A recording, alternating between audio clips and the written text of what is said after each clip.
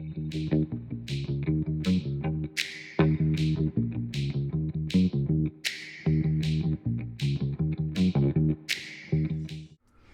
this lesson, we will discuss the core interpersonal effectiveness skills. These skills are very similar to those taught in many assertiveness and interpersonal problem-solving classes. The intention of the skills is to obtain our objectives while maintaining relationships and self-respect. The core interpersonal effectiveness skills include effective strategies for asking what you need, for saying no, and for managing interpersonal conflicts skillfully. Effectiveness here has to do with doing what works, not what is right or wrong, good or bad, what works. Most people are pretty good at interacting and being effective with others. The problems arise when we need skills for specific situations. People can often describe what one would need to do in a situation, but then don't do what is needed for themselves when they are in that type of situation. A good place to start is defining what a skill is. A skill is the ability to use your knowledge effectively and readily in execution or performance.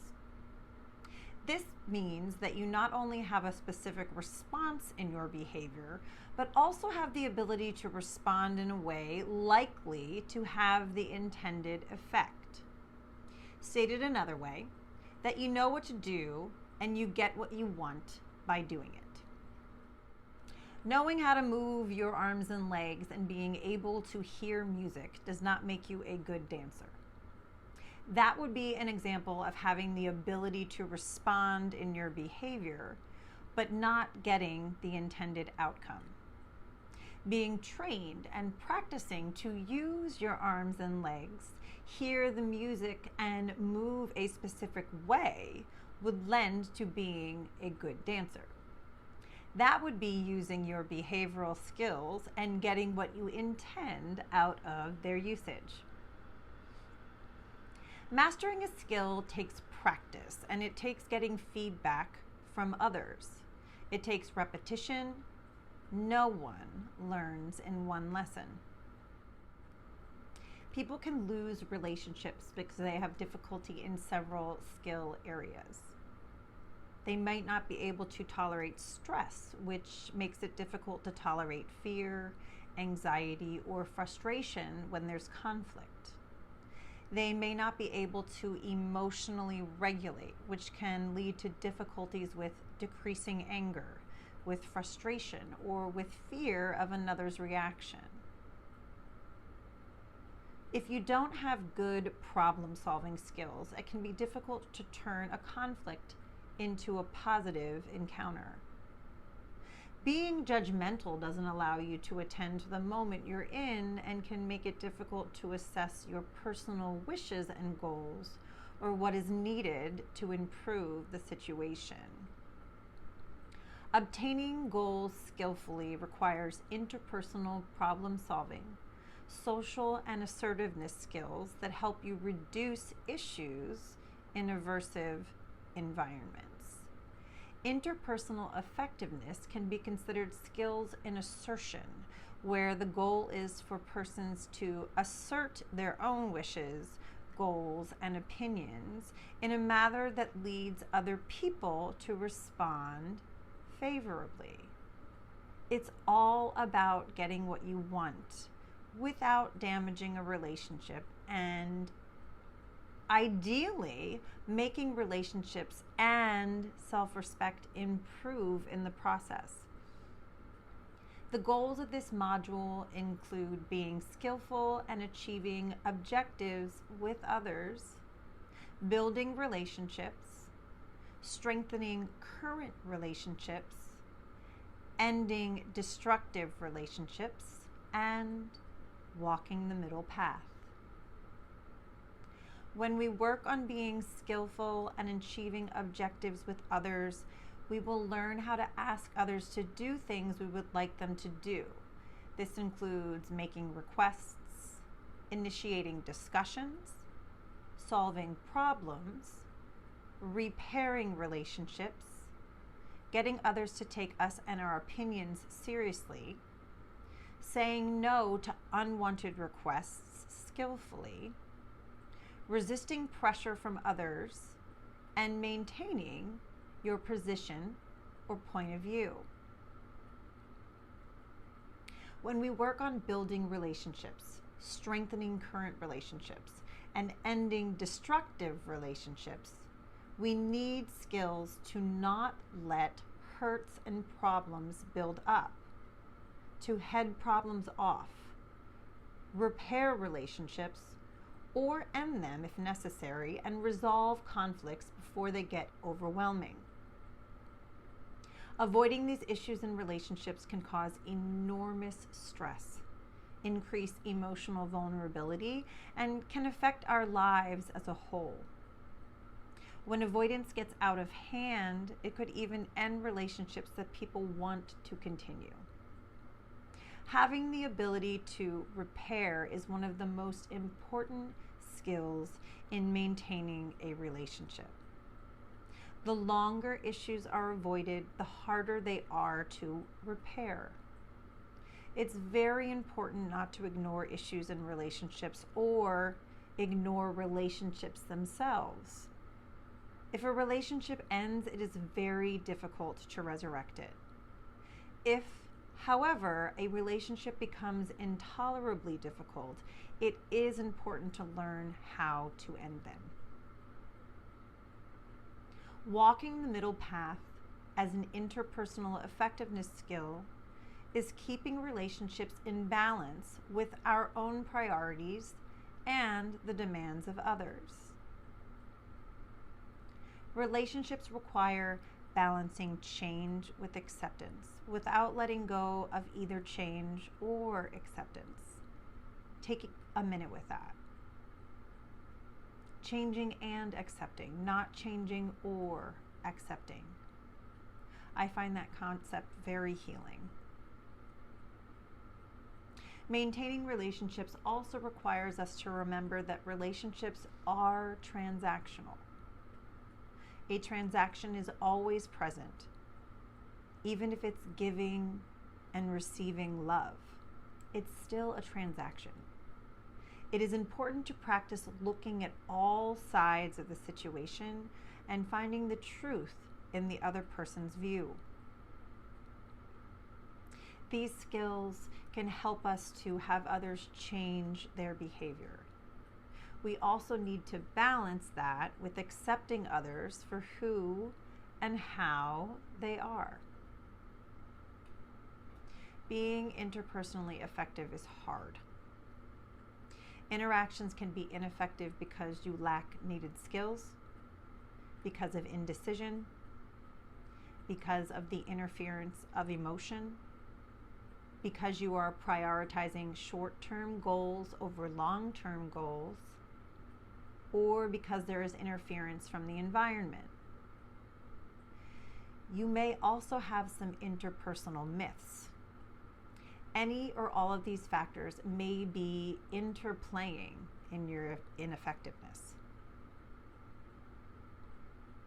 If you lack needed skills, you don't know what to say or how to act.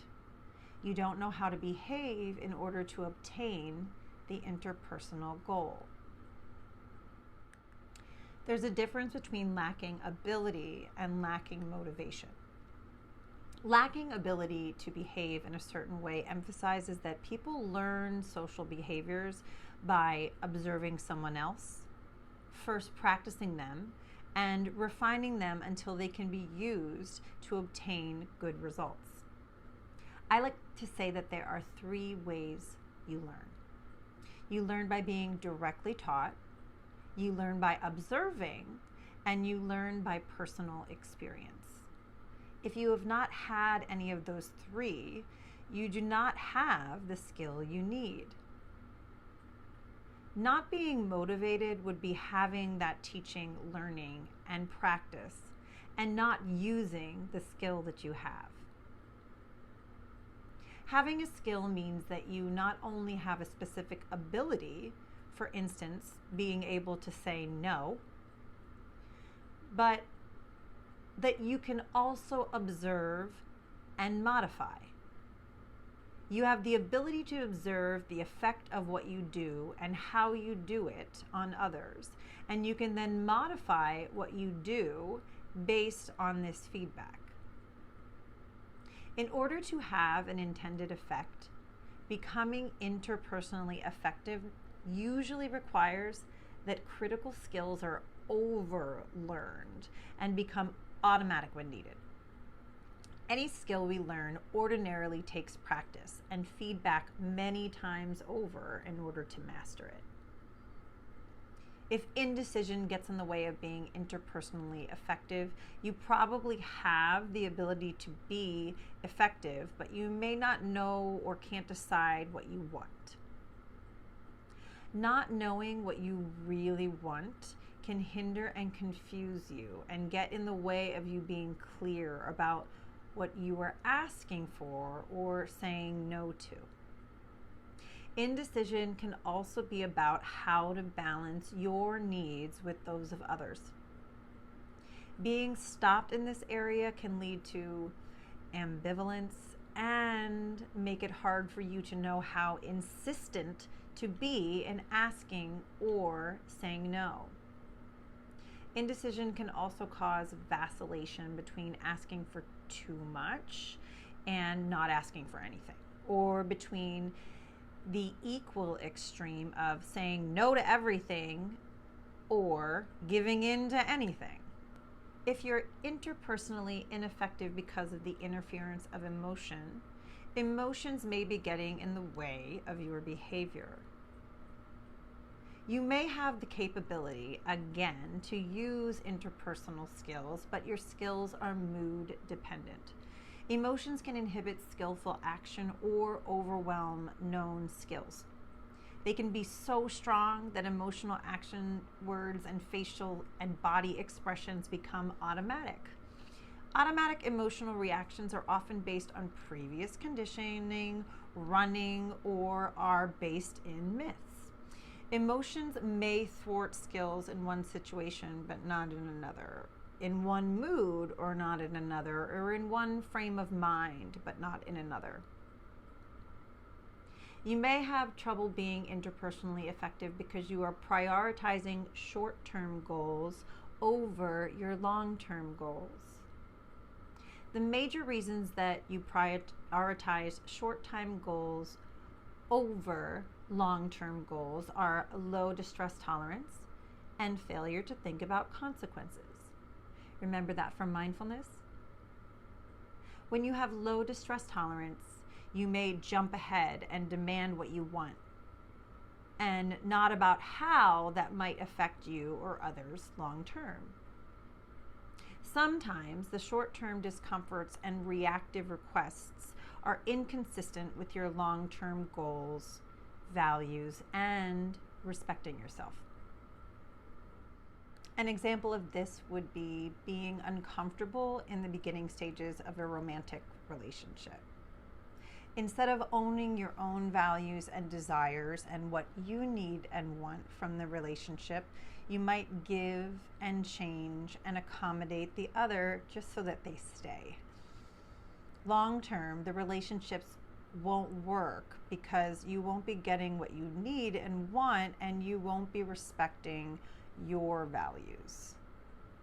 The other reason why we choose short-term over long-term goals is the failure to consider consequences. You might threaten people when you're angry. You might demand your way, but in a calmer moment, you realize that getting what you want is less important than the relationship. The environment can get in the way of being interpersonally effective. Even the most skilled individuals cannot be effective at getting what they want, keeping others liking them, or being and behaving in ways that they respect. In a powerful environment, others may refuse to give you what you want, or they may have the authority to make you do what they want you to do. Saying no or insisting on your way in the circumstances that we just talked about can be really negative. Sometimes there's no way to keep the other person liking you and also getting what you want, or saying no. Wanting to be liked is a very difficult way of being. It makes you leave yourself often. When you want to be interpersonally effective and maintain self-respect, you have to stay with yourself. This may mean that there are some people that aren't going to like you, your way, or your opinion, and that is the way that the environment gets in the way of you being effective. You can't fix the way other people feel, change the way other people feel, or make them feel differently. Everyone has their own point of view that is colored by their experience. You cannot change their past. You can only hold space for them to let go and see what is. If you're faced with a conflict but you have to meet an objective, you may have to do things that damage your pride or otherwise hurt your self-respect. Fully applying yourself to being interpersonally effective is the only way to know whether the environment is preventing effectiveness. This means being prepared to be assertive and getting feedback on the plan from people that you trust. Another way that it becomes difficult to be interpersonally effective is because of interpersonal myths. Everyone has some worries about standing up for themselves, expressing their opinions, saying no, and so on. You can counteract myths about whether or not you can be interpersonally effective by arguing against them logically, checking the facts, practicing opposite action, and practicing cope ahead with imagined negative consequences. Checking the facts, opposite action, and cope ahead are all emotional regulation skills that we will be learning in the next module. If you are practicing counteracting worrying thoughts and myths, you are practicing cognitive modification or cognitive therapy. This can sometimes be useful in getting people to do things they really want to do, but are afraid to do. Challenges to myths can be used to challenge worries about trying interpersonal effectiveness skills. There is often an interplay of all or some of the factors I just mentioned. The less you know, the more you worry. The more you worry, the worse you feel. The worse you feel, the more you can't decide what to do. The more ineffective you are, the more you worry, and so on. The more you experience non-giving in authoritarian environments, the more you worry. The more you worry, the less you practice skillfulness. The less you know, the worse you feel. The worse you feel, the more you can't decide what to do, and so on. The skills need practice, they need understanding, and they need you to be present, calm, supportive, compassionate. The core interpersonal effectiveness skills are aimed at being effective when you ask someone for something or respond to a request while maintaining or even improving both the relationships and your self-respect. We learn clarifying priorities, objective effectiveness skills. The skill we will learn is called Dear Man. Relationship effectiveness skills. The skill we will learn here is called Give. Self-respect effectiveness skills. The skill Fast is what we will learn here, and we will learn skills for evaluating your options. Clarifying priorities will be an essential task for figuring out what you actually want and how important it is compared to keeping a positive relationship or keeping your own self-respect. Objective effectiveness skills. The Dear Man skill is a DBT shorthand for the set of skills enabling you to effectively obtain your objective or goal. Relationship effectiveness skills. The Give skill is a DBT shorthand for the set of skills enabling you to create or maintain a positive relationship while you also try to obtain your goal. Self-respect effectiveness skills. The Fast skill is a DBT shorthand for the set of skills enabling you to maintain or increase your sense of self-respect while at the same time trying to obtain your objective for evaluating your options. Every situation is different. Sometimes it is very important to push hard to obtain your objective. At other times, it could be equally important to give up your personal goals in favor of someone else's. These skills help you figure out how hard to push for what you want and how strong to hold to saying no to someone else. This module is empowering. It is worth as much practice as you can possibly give it. I do suggest you go through this slowly and that you pause, take things in, and really use your skills in every situation. While you're driving, while you're ordering your coffee, in conversations with your close friends, and good or not so great situations. Use them consistently as a way to protect yourself, get what you want, find your no, and keep your self-respect. We will be covering one of each of those 5 core interpersonal effectiveness skills at a time in the section's lessons to follow.